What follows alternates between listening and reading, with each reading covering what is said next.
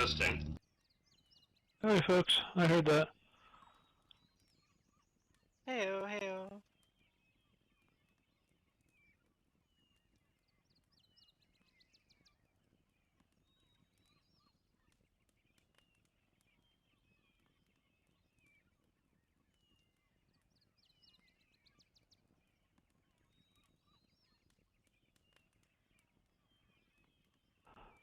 Alright, well, we might as well go ahead and get started. I don't think we've got a lot of new developments this week. I think our last viewer promotion was Mate last week. Let's see what's going on with viewer dev. I'm hoping we can get the profiles viewer out as an RC before too much longer. That's been waiting on some web work, which is now being worked on, so we'll see how that goes. But yeah, other than that, not too much drama, I think. So I'm still plugging on Arctan, and there's a bit more work there to get to the stage that we can actually start collecting data, which is the current exercise. I don't know. Yeah, not much to announce this week. So I can talk a little bit about what's going on with Arctan, and a little bit of follow-up from last week's meeting. One thing that turned up with Arctan was I found an issue introduced by Bixon Mesh where it the rendering cost has gone up by 1,000 because of the new channels that were added on Mesh. That wasn't intentional. Never saw a bug filed about it, so maybe somebody did, and I just never got it sent along. But anyway, if you just do a base system avatar with nothing on, you'll get a rendering cost of 2,000 when it should be 1. So I'll fix that, but probably not a big number on the scale of most people's rendering cost anyway. Let's see what else. We imported the JIRA about imposter handling for Animesh. There was a concern raised about the fact that we're treating Animeshes and regular avatars sort of all in the same bucket for purposes of impostering, and given that avatars tend to run a lot heavier, probably doesn't make sense to treat them uniformly. We don't really have a plan for solution is to have 2 different buckets, so you can specify max regular avatars and max Animesh avatars or something like that, or to actually start factoring in rendering cost as part of the logic for deciding what gets impostered or something else. So if people have thoughts about that, I'm happy to discuss that. Let's see, there's also a JIRA about some issues with DAE uploads, saying that someone saying that they had problems importing meshes that used to work correctly. I have not had a chance to look at that yet. I saw that some models got attached to that. I am curious though if anybody else has also seen recent issues with that. Has anybody been importing meshes and it seems to work or doesn't seem to work?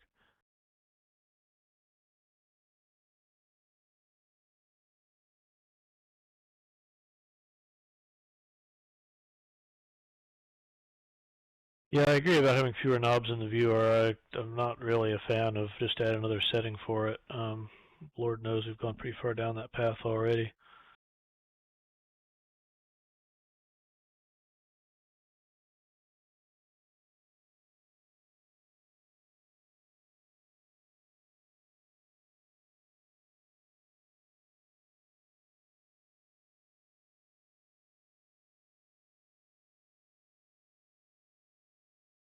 Yeah, I don't know. I think they sound cooler if you call them diddle knobs, really.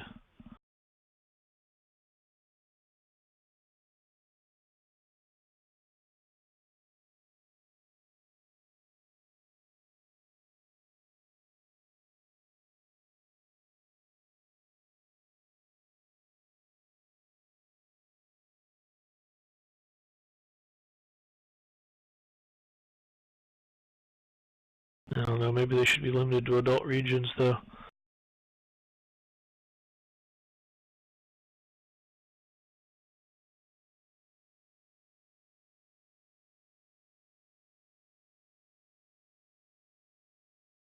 Lucy asks, is the default behavior going to change for the imposter stuff?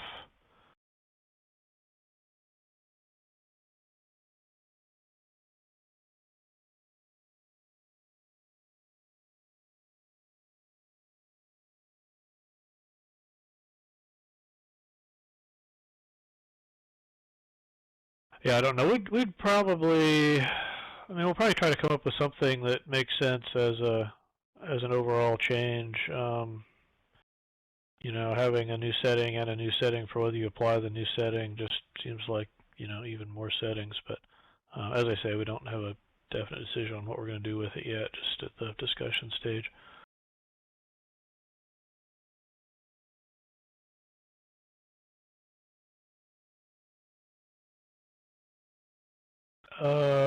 D says I had one. Is that a question or a suggestion? Oh, uploaded fine, and they're getting useless MAV errors. If you looked at the log file, does the Second Life log file tell you anything more useful about what's happening when you're trying to do the upload?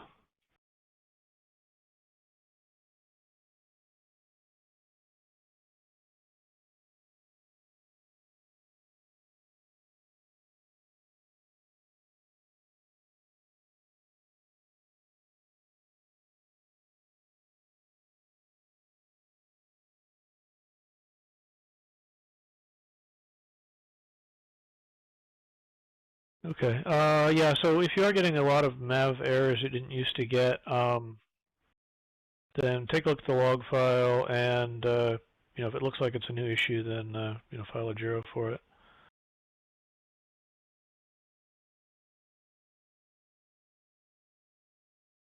Yeah.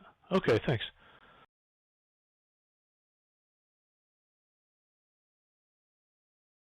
What could have caused that? I don't have any reason to think that uploads should have changed. So at this point, I'm just curious what's going on. You know, is it possible that it's some kind of a region load issue, and the simulator gets too busy, then something goes squirrely with the uploads? I don't know. It's as far as I know, we haven't, you know, consciously done anything to change the logic for how those things get handled in a long time.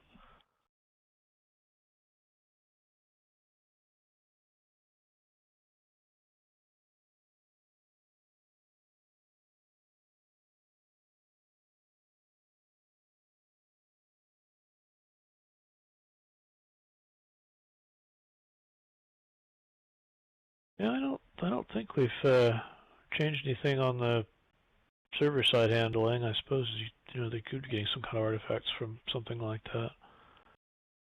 I mean, one thing I do know about Mesh Upload is that we don't do a good job of giving people feedback about what goes wrong. So, you know, anytime stuff does seem to be failing, it's always a good idea to, you know, see what it's complaining about. Often there will be some detail there that never actually makes it out to the UI, especially for things like if you've got an invalid joint name in the Collada file or something like that. Yeah, printing messages to log file is completely lame. We actually are trying to improve that. We've got a mesh upload viewer in progress where we're pulling in some changes from Firestorm and also trying to add uh, some changes of our own, including doing better logging in the UI. So it is in progress, and we are trying to make it better, but it's not really great right now.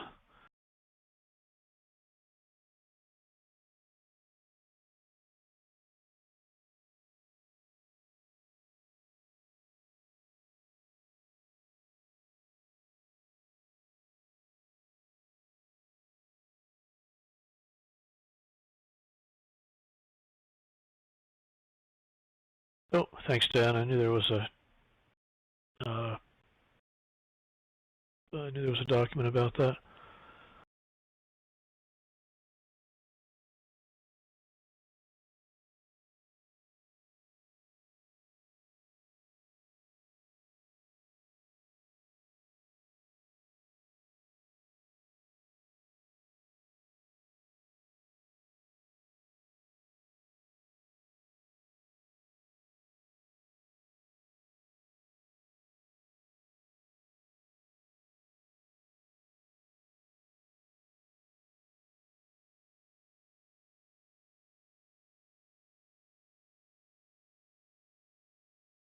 That's right. More premium, more faces.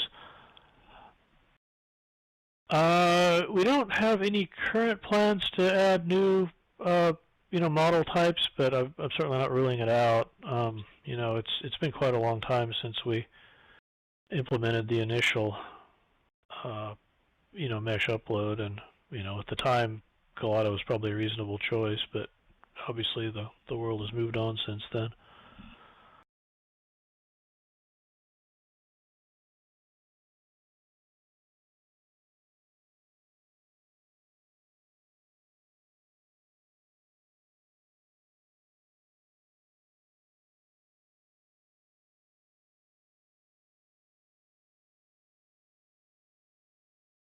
Lucy asks, should it be related to Blender versions?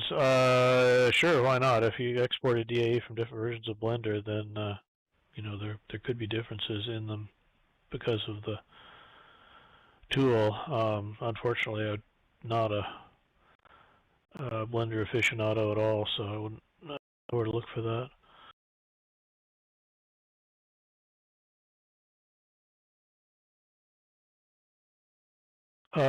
Dee, did you see the link that Dan posted about how to find uh, a log file?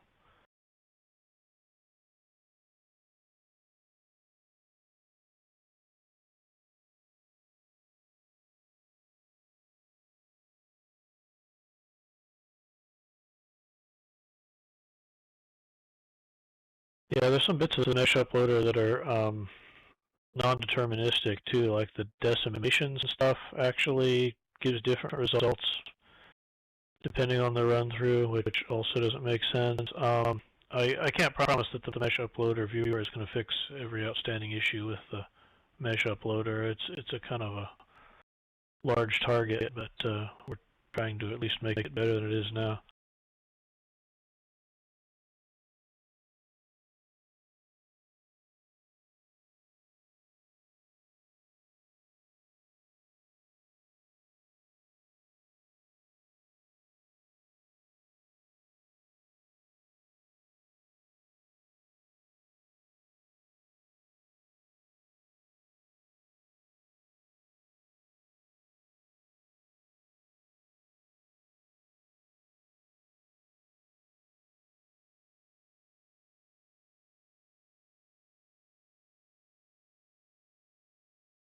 Oh, okay, thanks.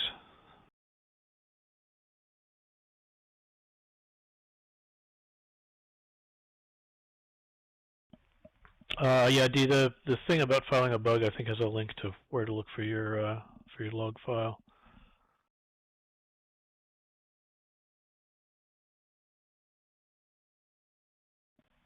Custom origin point for meshes. Let me see. I believe that the state of that is that it's waiting on simulator side work. So it's not something that needs to be fixed purely by making changes in the viewer. So it won't be directly addressed by the uploader viewer.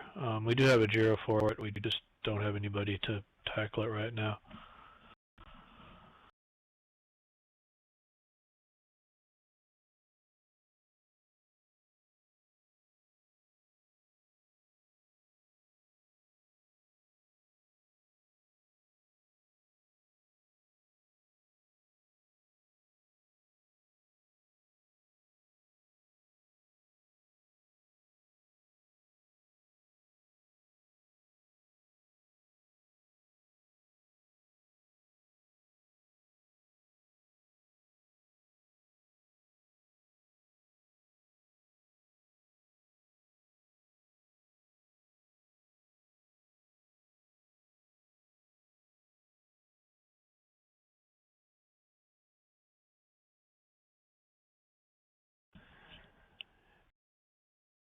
Yeah, I mean, we certainly should make it easier for people to upload better low LODs. I think ultimately that may be something that needs to be done automatically rather than some additional hoop that we make the content creators jump through.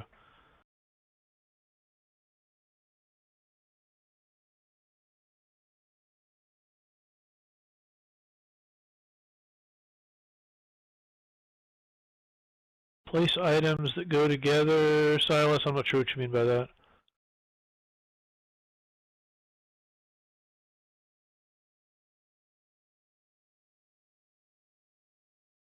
You mean in the build tools trying to get things to align better?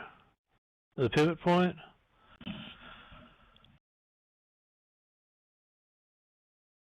Okay, if you do mean pivot point, that's the one that is currently waiting on the simulator side work. Yeah, makes sense.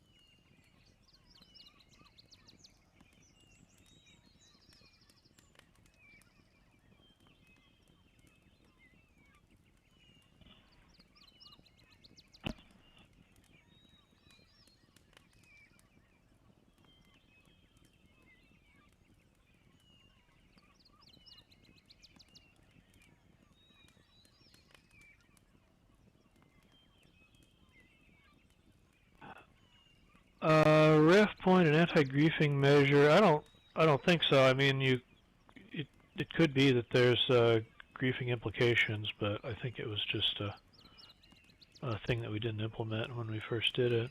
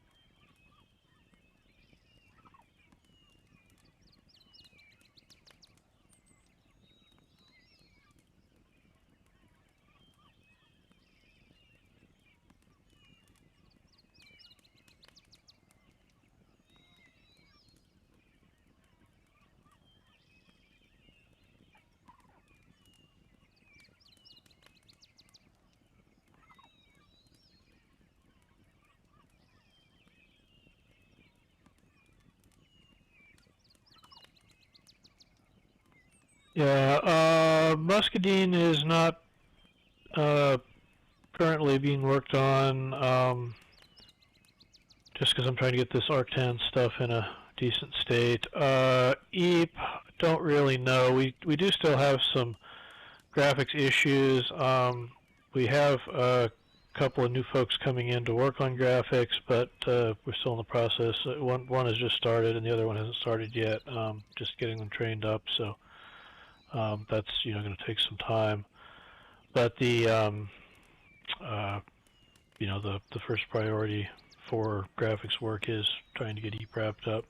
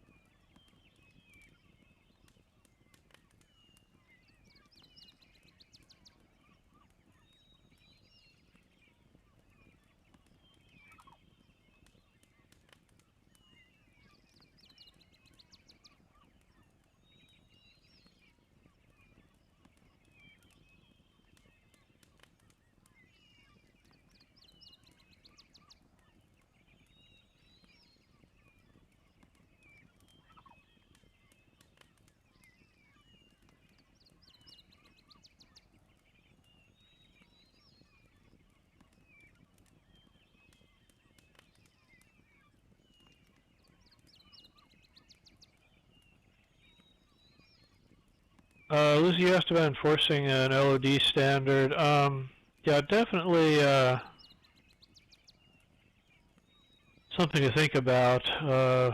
Like for Animesh, we don't enforce a particular ratio, but we do incentivize sticking within a particular ratio by the land impact rules. So, at the very least, we would look to be extending that kind of thing.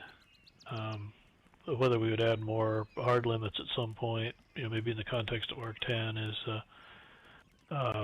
something we'd have to think about more.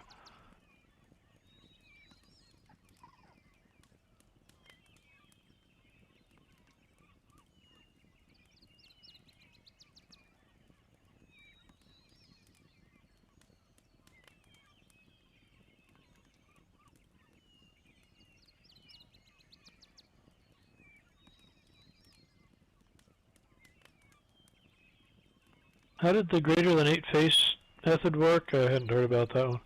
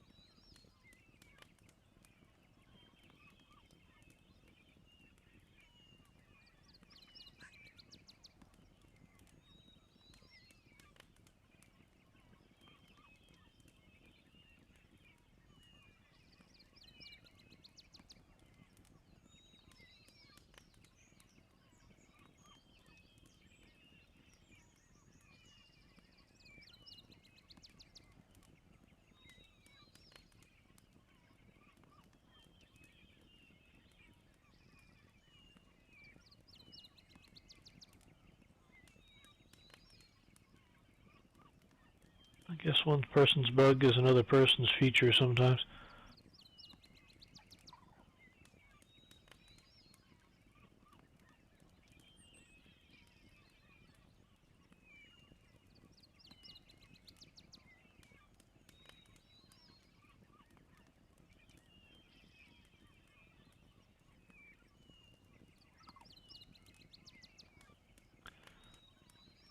Question about more memory for scripts. Yeah, I don't know. That's really more of a question for the server folks. I know they've been spending a lot of effort recently on trying to improve script performance and sim performance. So I know that the memory isn't free. It's not so much that one script can use a particularly huge amount, but that there's just so many scripts. There's thousands of scripts, which is pretty crazy.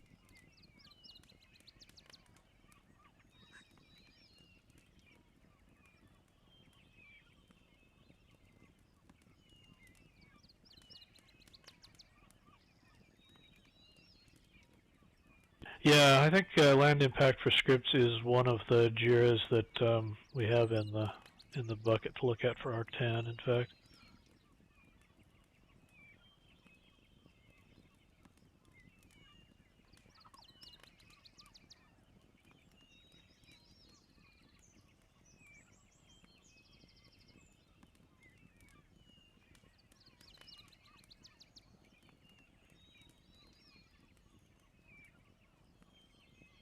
Yeah, well, right now our simulators aren't running on AWS, so they're on the hardware they're on. We're looking to make that more flexible, but it's not something that's going to happen immediately.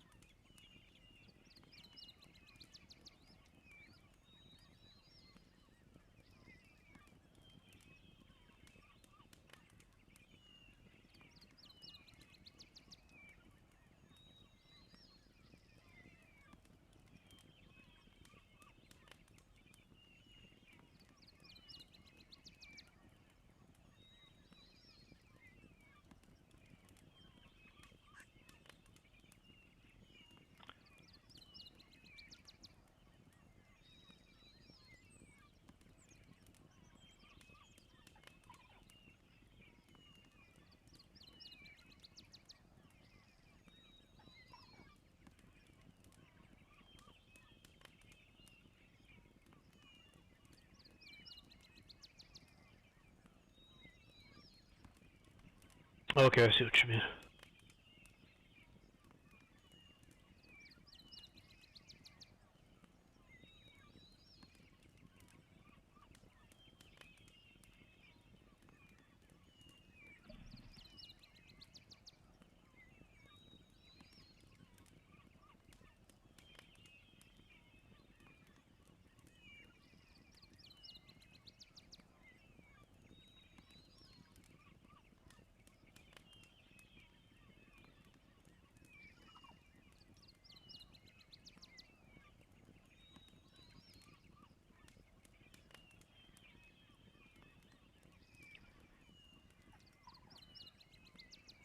Um, Debalancing the need for detail with land impact poly count. I'm not sure what you mean by letting stuff turn into a triangle. Are you talking about like not having lower LODs for the models?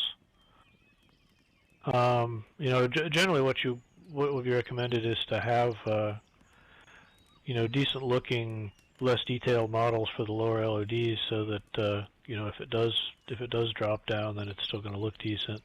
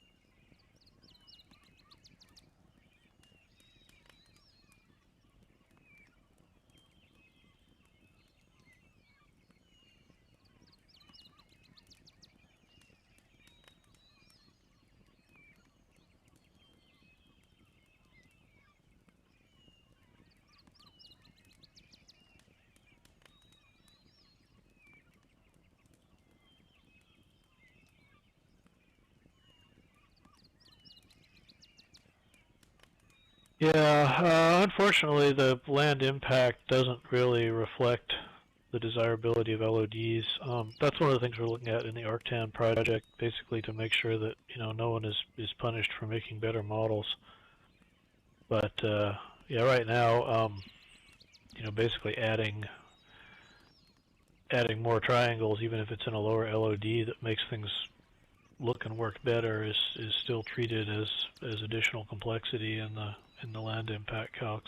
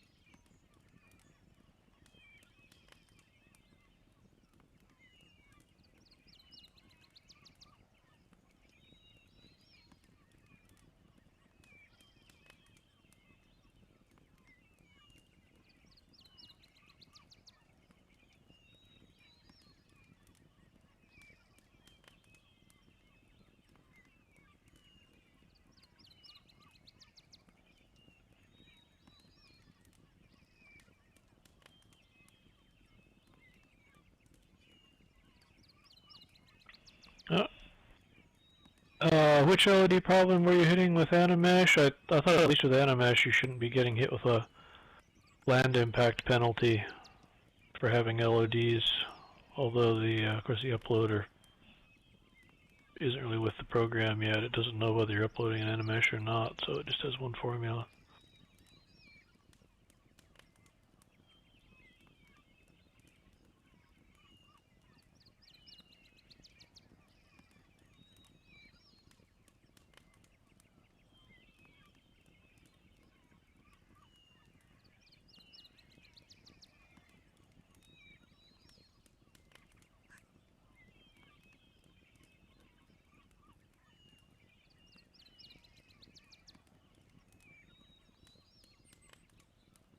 With Arctan, mesh size shouldn't affect land impact. I don't know that for sure yet. I mean, that was the solution we wound up going with for Animesh, but we don't have a definite set of rules for how Arctan as a whole is going to work. At this point, we're still just trying to get the kind of data collection part revived.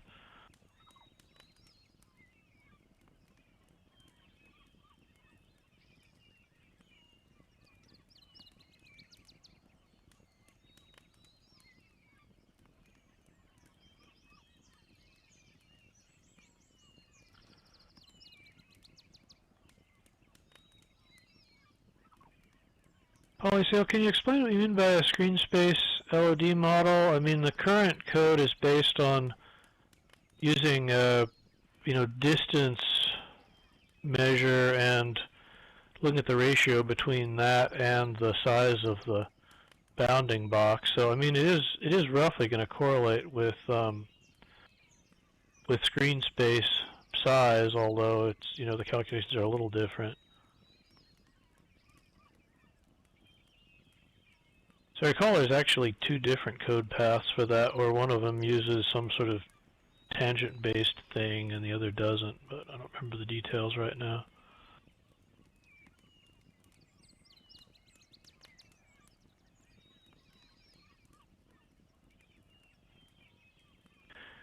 Yeah, I think this issue of scale is one of the biggest problems with our current land impact formula.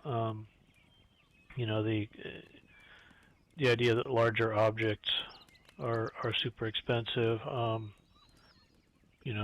the most part, if it's bigger, you're going to zoom out farther when you're looking at it too, and just smaller things you're going to zoom in more. So it's really about how much appears on the screen, how big the is in dimensions.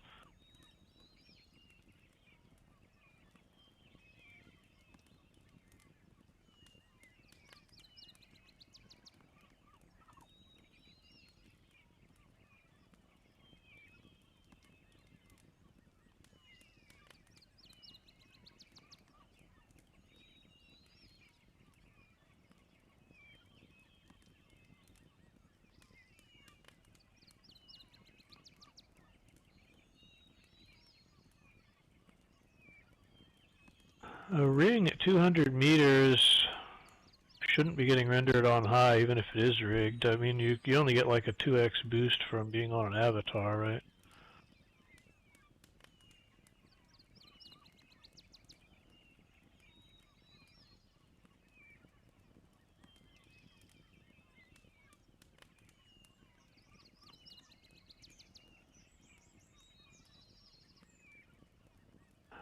If the avatar is 64-meter bounding box, yeah, we do have a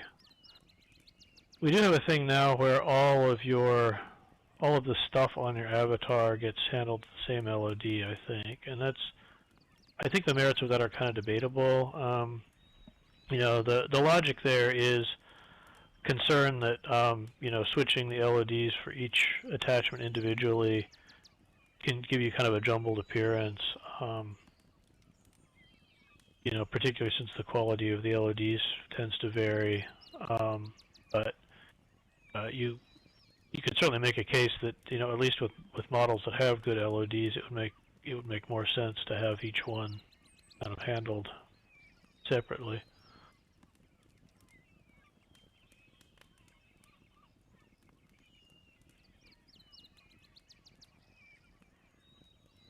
Who's to blame for what? For the LEDs being bad or for the formula?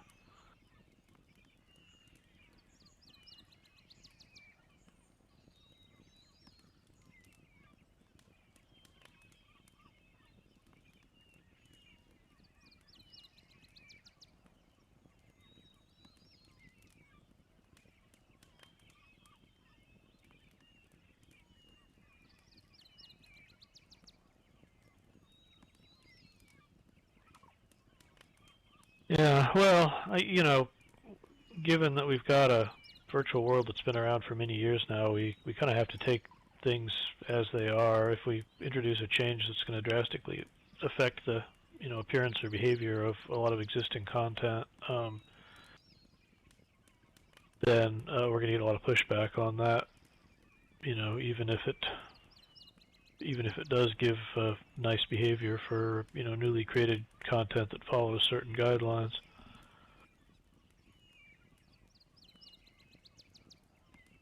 Yeah, I'm changing things. Changing things in the context of Arctan is obviously going to be a delicate operation as well.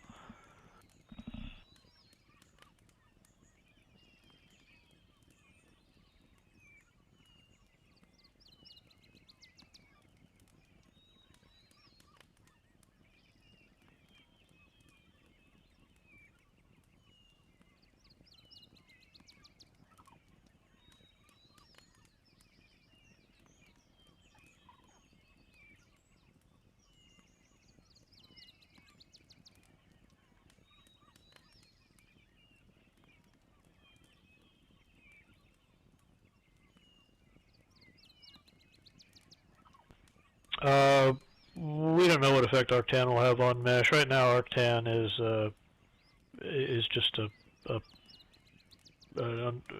project that's underway. It's not a definite set of rules. Two concurrent model methods. Sorry, Lucy, I'm not catching what you're referring to there.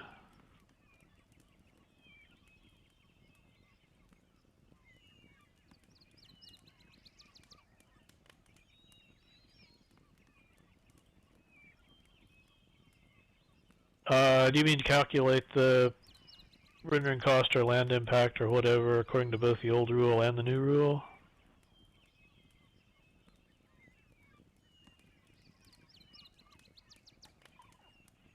Oh, yeah. That is one possible approach. I think given how dynamic a lot of content is, people are continuously introducing updates and so forth.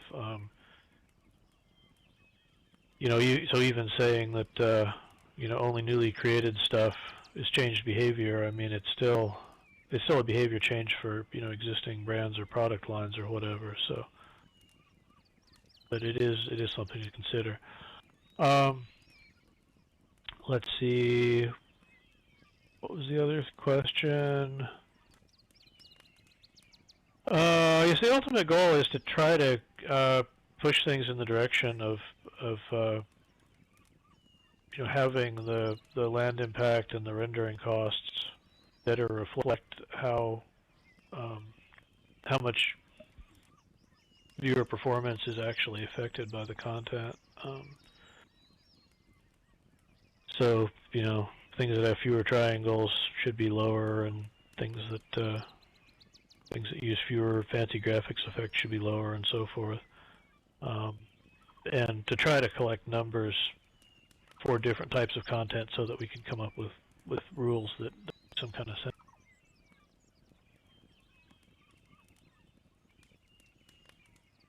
Yeah. So I can't promise that nothing is ever going to change costs, but it is going to be a incremental process where people have a lot of warnings. It's going to switch and suddenly everything's invalidated,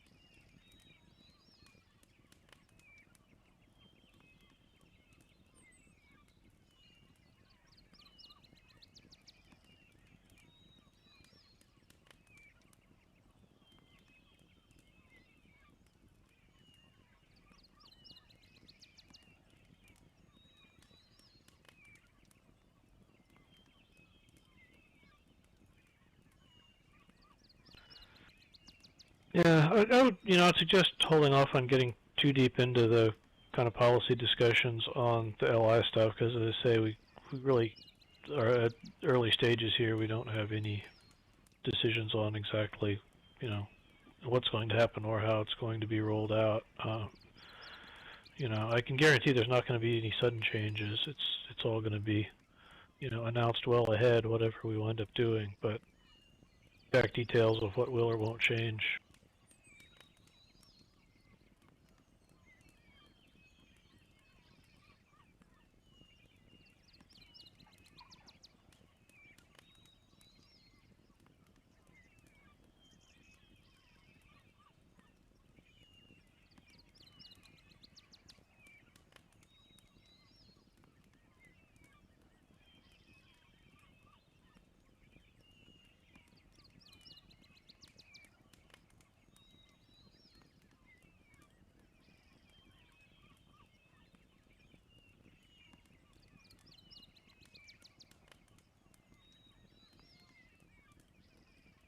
Yeah, talking about combining this with other types of changes, I think also makes sense, Joe. We certainly wouldn't rule something like that out.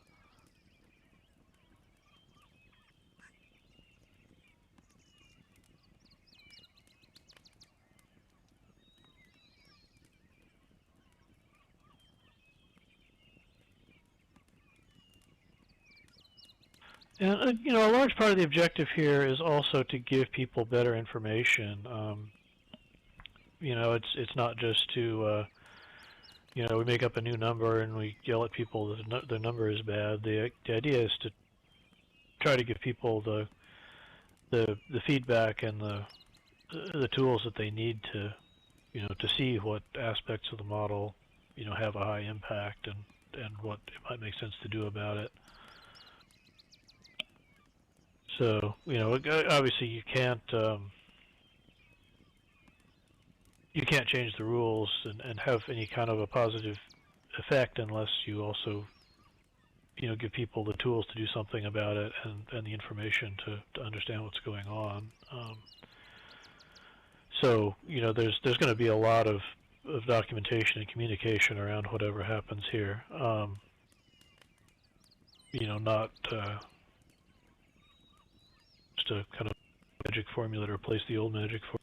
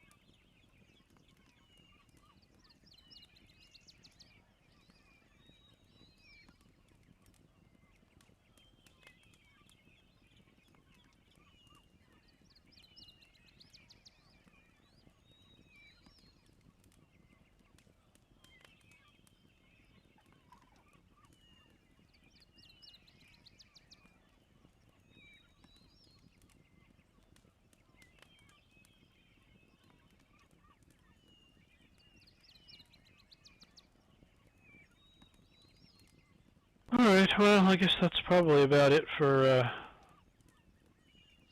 topics for this week. Again, as R10 is in early stages, you'll hear a lot more about it once we get to the stage where we, actually think we know something about you know, what kind of numbers to make sense, and at that point we'll start talking about, you know, how it gets how that gets translated into action and into documentation and so forth. But you know, just stick with us. We'll definitely keep you posted as this progresses. So I think that's it for this week, and I think we are. Next week is still September, so we should be meeting again next week. So see everybody then. Cool. Okay. Thanks, Vir. Oh yeah, thanks. Polysale, I'm just not quite seeing it with the screen space LOD. Maybe we should talk at some point about this. It really looks to me like the way we're doing it now should translate into something that gives you pretty similar results, but it's you know, that may not be the case. Vir, before you go, I have one quick suggestion that I'd like to throw in there in case you've probably already thought of it, but it would be really handy, like as you guys are going along, if you could make some sort of in-world tool that, like, as you're considering options, we could like apply it and look at models we have existing to see, are we doing it, you know, like just to give us like some kind of idea, you know, of looking at, you know, something that's existing in the world and seeing what might change. Yeah, or, you know, or if you consider it a point. good model based on size, poly count, whatever criteria it is that you guys are going to be looking at. Yeah, no, that's a good point. That is something that we've talked about, wanting to have some, you know, some tools to give people better visibility into, you know, what's going on with the new formula. You know, before the new formula is the new formula, right? Just as something that we're thinking about. And that might help you to create your formulas too. Yeah. If you could kind of take a poll of what we're doing now versus what you'd like us to be doing. But really, please don't change the existing stuff. Oh my God, that seriously, it makes my stomach ache just thinking about it. Okay. No, please don't worry at this stage. It's very early days, and you know, the goal really is to help the world get better. We're not actually trying to just unleash carnage and chaos, and do our best not to. All right. Well, see everybody next week then. Thanks for coming. Okay. Bye.